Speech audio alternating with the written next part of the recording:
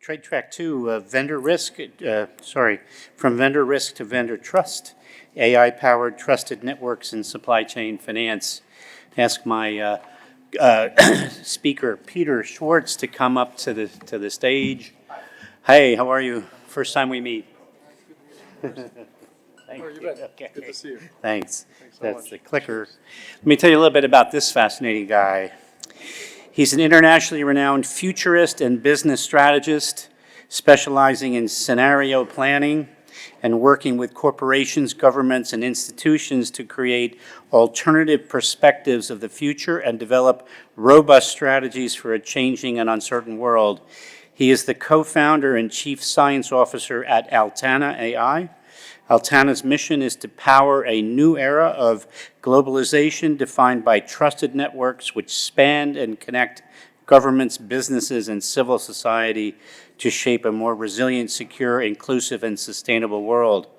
Previously, Peter was head of data science at Panjiva, listed as one of Fast Company's most innovative data science companies, and was sold to S&P Global.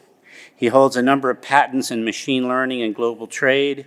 He completed his undergrad and graduate education at Yale, MIT, and the Federal Polytechnic of Lausanne, with a focus on engineering, statistical methods, and global trade. And what's actually more important than any of that, when we were trying to arrange our call to get coordinated on the panel, sometime between Christmas and New Year's, Peter told me that he was actually going to be surfing in Morocco. And those are the first times I ever heard surfing in Morocco used in the same sentence. So it was pretty cool. So, Peter, I'm going to be sitting with you, and I have a bunch of questions to ask you. So we will go from there.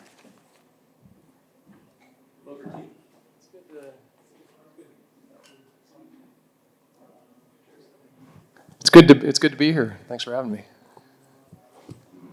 It's wonderful. We had a session yesterday that touched on AI and supply chain, and there were a lot of blank looks. So I'm hoping you can, yeah. So you talk about moving from vendor risk to vendor trust. What does that shift actually look like in practice, and why do traditional risk assessments fall short? Yeah, taking a step back, I think as you understand the world, whether it's in supply chain or in supply chain finance or just finance in general, really what's important to understand is that multi-tier relationship. So what I mean by that is, your counterparties, they have their own counterparties, et cetera, and it goes out touching much of the planet. And then what that means effectively is that, events that happen several degrees out from you can impact you. And we're really living through two different disruptions. One is, of course, the end of the current era of globalization, the fragmentation of the global system. And what that looks like is, shocks through that network. And the problem a lot of us are facing, whether that's in the physical production of goods or the financing of goods, is that all the systems were designed often knowing only 1 degree out, so that you knew your counterparty, but you didn't know your counterparty's counterparty. And that was fine in an era of relative stability and relative efficiency and adjustment. That's a lot less fine when everything's, you're getting these bullwhip effects that are going through the world, which are then affecting, well, talking trade finance, the ability to produce goods and then the ability to pay. And that's really what we think about there. And then the second thing I would just say is the rise of AI, which we'll get into, and the ability to actually understand that complexity.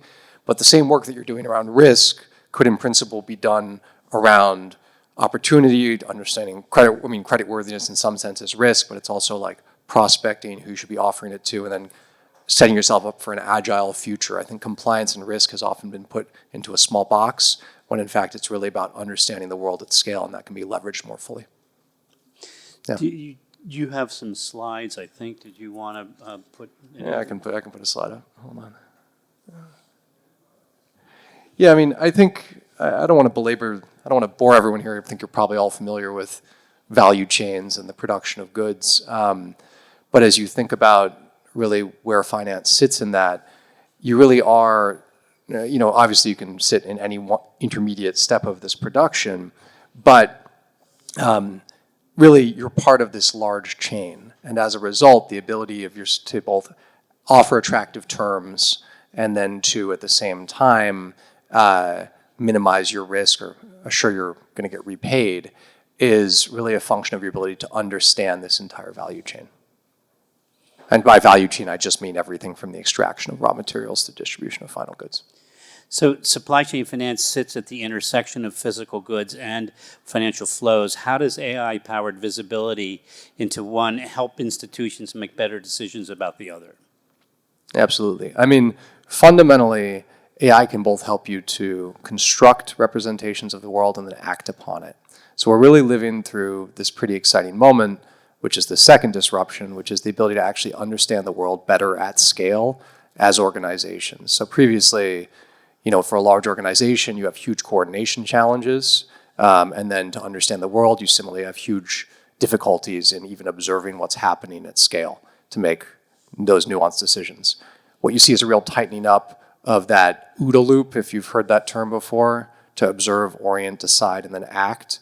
And the reason for that is systems that can, first of all, harmonize and understand the world at scale across, say, billions of records, orient on where there's risk or opportunity, recommend decisions, and then act. And if you're not using these tools, I think sometimes these tools, there's obviously different perspectives and there's different things there. Tied to an evidentiary basis, they become quite strong. And I think the key point I would emphasize in both the physical world, certainly the physical world, is that humans are struggling to do this at scale.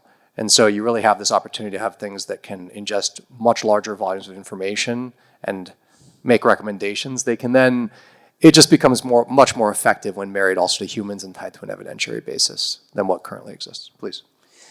So drilling down on that, can you share an example of a hidden dependency or relationship that AI surfaced that traditional due diligence would have missed? Yeah, absolutely. So one example is looking in the medical and pharma space. We saw that multiple tiers back, I was working for a client, there was a dependency on a company that was not a direct provider of goods, but provided inputs to the goods. And in fact, this is like the golden screw example, where you go back 2 tiers and there's one person who makes the specific screw that all of your suppliers need. And then basically that company was suffering from financial trouble and was going to go out of business. If it had gone out of business, that would then impact all of the suppliers of this company's ability to produce, and then it would impact their ability to actually then achieve their revenue targets, produce their goods, et cetera. This is a very general example, as you can see, although in this case it was sort of in the medical and pharma space. By identifying that, they were able to actually help remediate that dependency and then continue to produce their good. This is the type of thing that in the trade finance space, of course, could result in an inability of someone to repay the financing that's been offered, or maybe there's some opportunity there as well. I'm not as much of a trade finance person as all of you, but I think the general point is well taken. Okay. Please. You had your next slide. Let's do the next slide. All right. And I think this really does actually make the point that I'm trying to make here, where you can see here I am. Let's pretend that you're looking at an automotive company that's trying to make gearboxes. They're going to sell those gearboxes to some sort of OEM or some sort of other provider who's going to take those. They're going to incorporate them into a final good. They might be sent out to like company C and then sent out to be sold. They can experience shocks and actually exposures to sanctions as well, or other types of, I would really, taking a step back, there's obviously a number of disruptions that can occur right now. There's just inability to procure that can come from geopolitical events. It can come from natural catastrophe. It can come from, geopolitical can work within it, both conflict, but also just export controls. So for example, rare earth export controls. They can be multiple tiers back, and then you can't get the magnet that goes into the thing that does the thing. And then of course, your buyers, multiple tiers out, can also experience this. So this is classic bullwhip stuff. Secondly, of course, can be exposure to sanctions, which can be administered in some cases in a multi-tier manner, of course. And then all of a sudden, you can't move your goods across a border because 2 steps back, they have forced labor or something, or some other type of exposure. So here, just looking at this example, company E might be experiencing disruption. Both are labeled company E, but those are 2 different company E's, so please ignore that. And then company C is a bottleneck, which, if disrupted, will impact the ability to produce the vehicle gearbox. And this is the type of exposure that I'm talking about. And then what's so powerful now with AI is the ability to understand this at very large scales.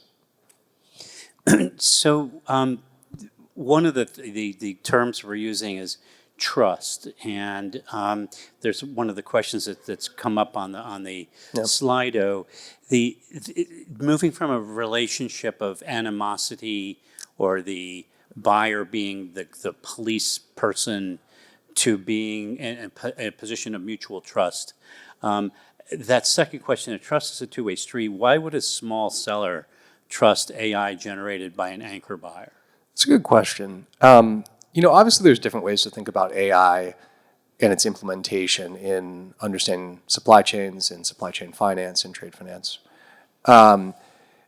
You could imagine chatbots or systems directly talking to each other. That's actually not what I'm really referring to here. I'm more focused on actually using these systems, not necessarily in what they call a generative manner, where they're like outputting text or like chatting with it, but rather in a sense of like actually using it to harmonize the underlying data to understand the multiple tiers of risks and then make recommendations for humans to act upon. So it's not as much about like a small seller's system being like, oh, do I trust your AI? Really, that should be transparent to the seller and to the buyer for what it's worth. It's just that the organizations should be operating in a much more coherent and quick manner because they have that coordination and information intake ability.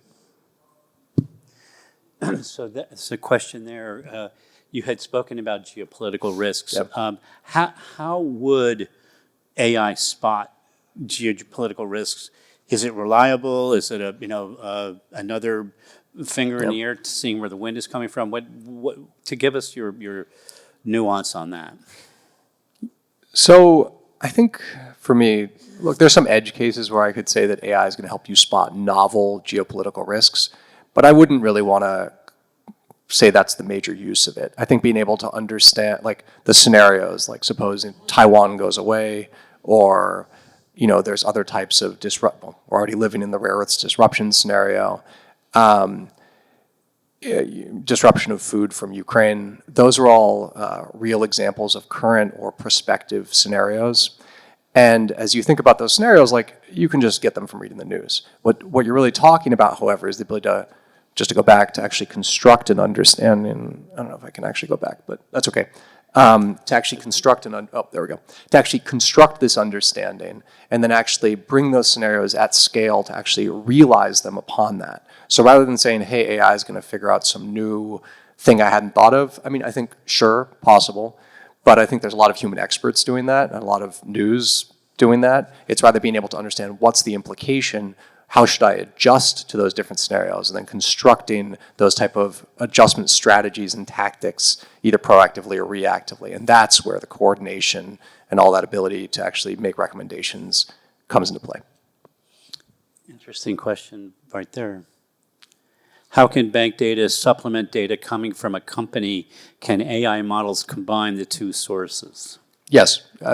In short, they're very good at combining different data sources. I don't want to be, just to say when you do it, if you start to really do this at scale, as we do in our work, where you have like billions of records, you can start to hit some computational limits. I don't want to promise you that it's just going to be easy peasy. If you're doing it at massive scale, you're going to need a team or you're going to need some sort of solution. But if you're doing it at smaller scale, it's quite good. I mean, the ability really is just to like go through and replicate what a human would be like, hey, this is the same record. Doing that at very, very large scale across all languages is something AI is wonderful at. And you do hit some scaling challenges, and you do have to do some real work to approach those scaling challenges, though. Yeah. So I would guess this is probably one of the larger age differences between two panelists in the history of battle. No. And I'm old school, and one of my bosses at the old Chase Manhattan Bank governed everything by sniff test and gut feel. And I'll date myself with this, he would hand me a telex and say, what does your gut tell you are the three things wrong with this transaction? And that's the way it was. So I'm curious, what role will gut feel or sniff tests still have? Will AI eliminate that, augment it? I mean, I'm going to fade away in the sunset within the next 20 years, but tell us what your thought is about that. It's a lot. No, I'd just say I think it augments taste. It's funny, actually. In the AI field, actually, some people think that now taste is one of the discriminative abilities of people to really judge and produce good AI systems. And what I mean by that is understanding, does the output of the system actually meet the product need or the use case need? And so when you talk about deploying these systems, I think sometimes it can get very technical. But in fact, as experts in the field, it's really like you should judge it as you would judge any part or process of your organization. Does it meet your sniff test? And the ability to actually have that sniff test is actually increasingly valuable, I would say. And the reason for that is that, frankly, the technical people won't have it, and you do have it, and it's actually much easier to execute on plans now because of all the agentic systems for building new models, building new systems. It's actually the ideas and the taste that has become more valuable. Getting a little specific on like looking at risk or like saying, hey, there's something, we've got some money laundering risk in this transaction or thing like that. I will say AI systems are quite good at those types of targeting of illicit activity.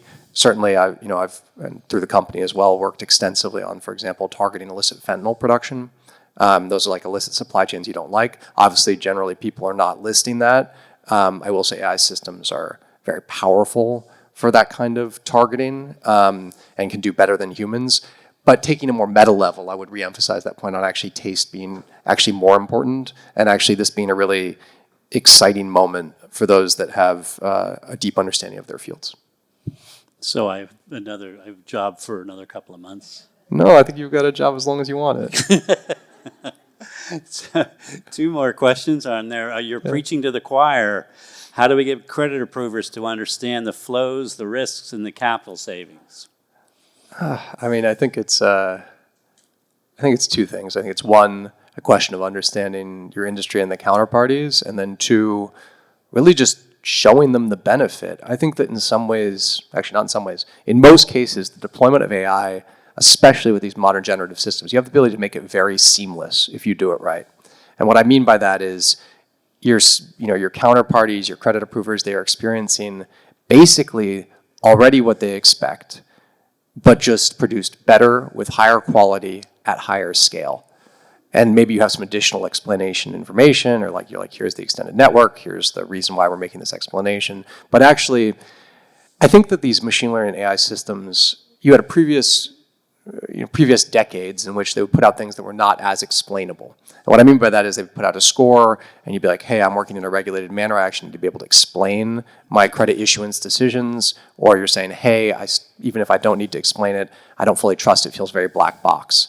You're now in a place where you can actually often tie it back to the raw evidentiary information because the AI has become more powerful. And I could keep going on this, but I'll go down a rabbit hole, so I'll stop. But I'll just say I think the benefit is to show them the benefit from a monetary perspective or from an operations perspective. The bottom question there is a little bit of a third rail here. So will an AI model be able to anticipate the fraud like we've just seen in the First Brands case? My guess would be with the right information, yes. It depends. I don't think you need full information, but without being as much of an expert on that case, I understand there was a lot of double pledging of goods going on there. And just being able to harmonize the records and be like, hey, there's double pledging of goods or the total sum doesn't make sense. Honestly, just that harmonization alone would probably take you to understanding that things were off. I think it's a question for you all of if it's possible to get even just that summed information together. I don't even think you can take the raw information together, but even if you were just sharing information on shared finance issuance or some other type of federated approach, that might also work as well. So this is an interesting question here. How does a bank start down this road? Corporates may be utilizing it first. Are there specific AI tools that are standouts? So by and large, the people here are bankers, and they are working on supply chain finance transactions, either on the buyer side, seller side, or inventory. But their clients may already be integrating AI in some way. Are the banks behind on this, and if you were a banker who hasn't started, how do you guide them? Yeah, I can't really speak to whether or not the banks are ahead or behind the corporates. I do know the corporates are moving quite aggressively into this space. I think some with more effectiveness than others. It can come in a couple different ways. I think there's a change in mindset a little bit that needs to be had, where it's like, what are the new ways of operating?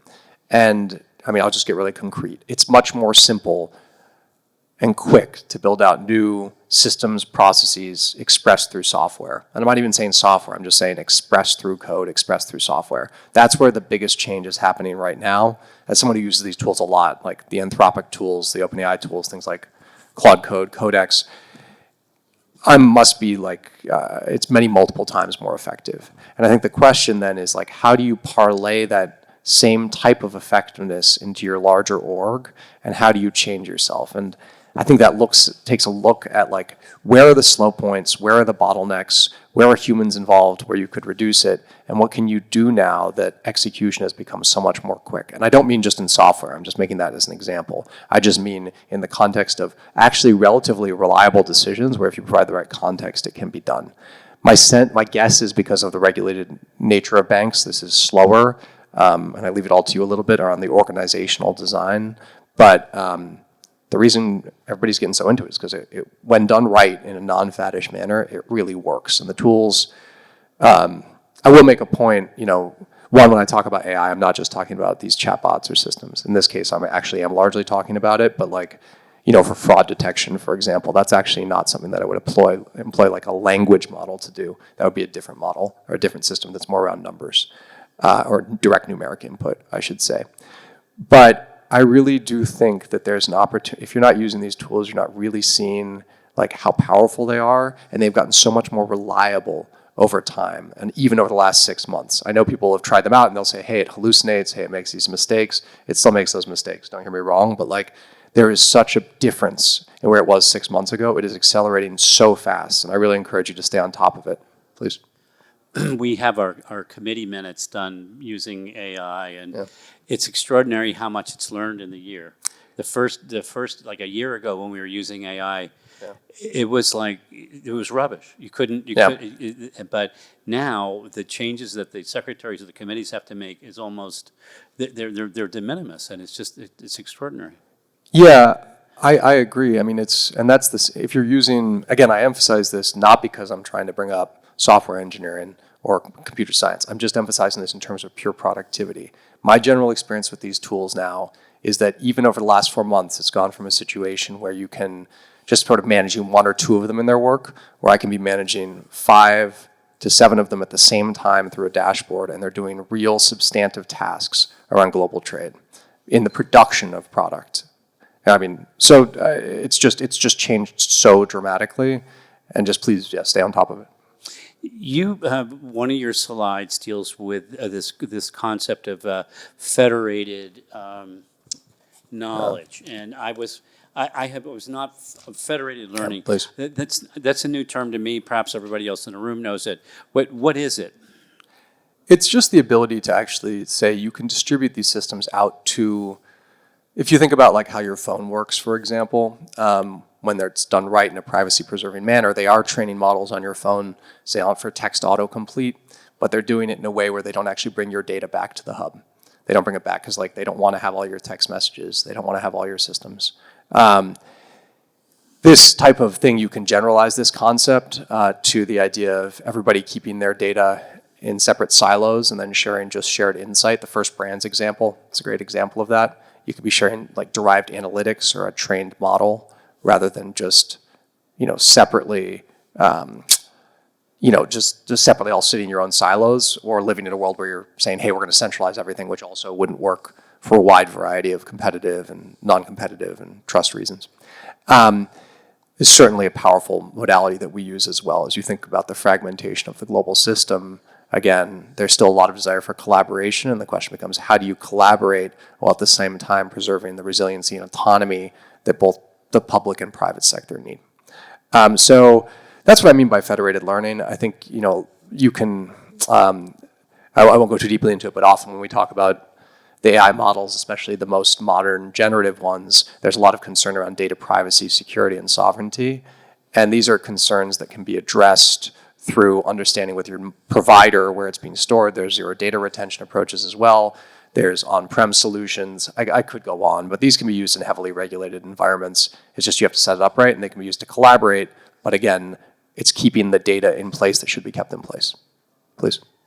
So the top question there, you see blockchain and AI collaborating for a more effective financial supply chain.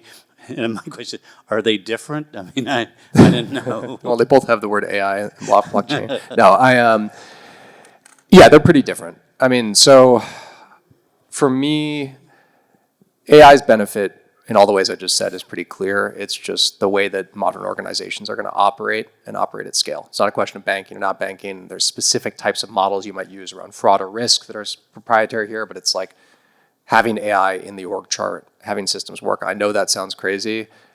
I know that I understand some banks are already implementing that as trials. It's happening, it will happen. Around blockchain, I think it becomes a question, I'm actually curious what the audience thinks. I know there's no way for them to really come and talk, but my sense with blockchain is there's two possible approaches here. One is just the usage for actually payments. You've got the stable coins, everything there. It just allows quicker settling. That's obviously attractive. That could be understood through AI, especially around some of the KYC implications that might have. There's a lot of information on blockchain that can be ingested that wouldn't actually generally be available because you can see the transactions of other parties on blockchain. And thus, you have things like chain analysis and things like that are doing, who really owns what wallets. But also more generally, you can understand the flow of international finance in a way that maybe wouldn't be possible without that. And there's some sort of approach to federation, but I think it's just frankly a pretty different, it's for me, blockchain, do you want to keep a shared book with everyone else or not? Or at least within some group? It's just about shared ledgers. There's a bit more to it than that, but it's coherent, safe, shared ledgers and the ability actually to see a lot of other financing activity or just payments activity if it's a public or available blockchain to you. That's pretty different.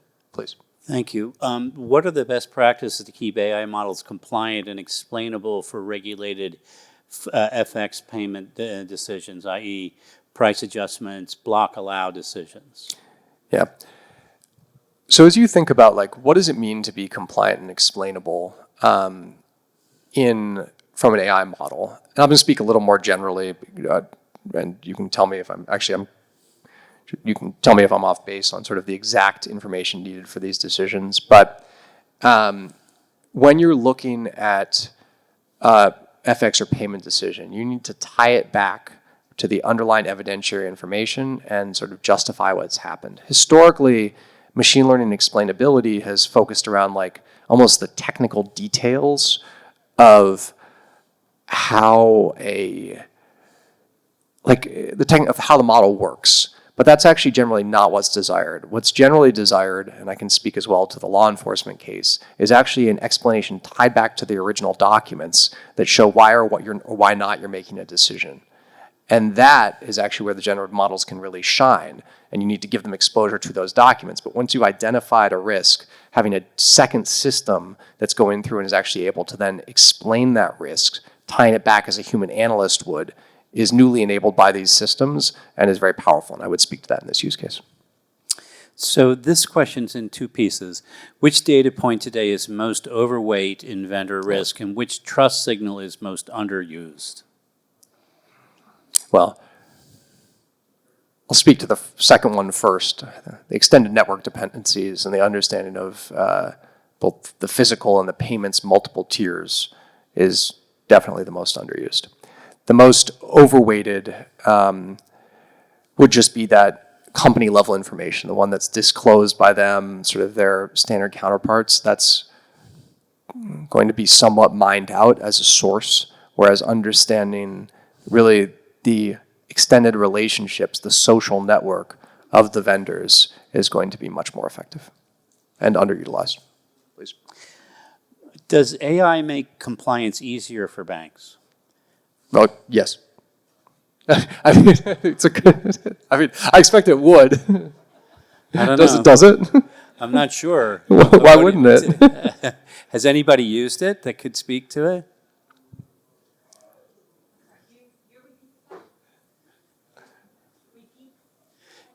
There's a mic coming, I think. Yeah. Yeah. Oh. She's saying repeat the question. Yeah. Has anybody used AI in a compliance function? Has it made it easier or made it more complicated? And did your senior compliance guys buy it? There you go. Cheers. Thank you, Matt. Thanks.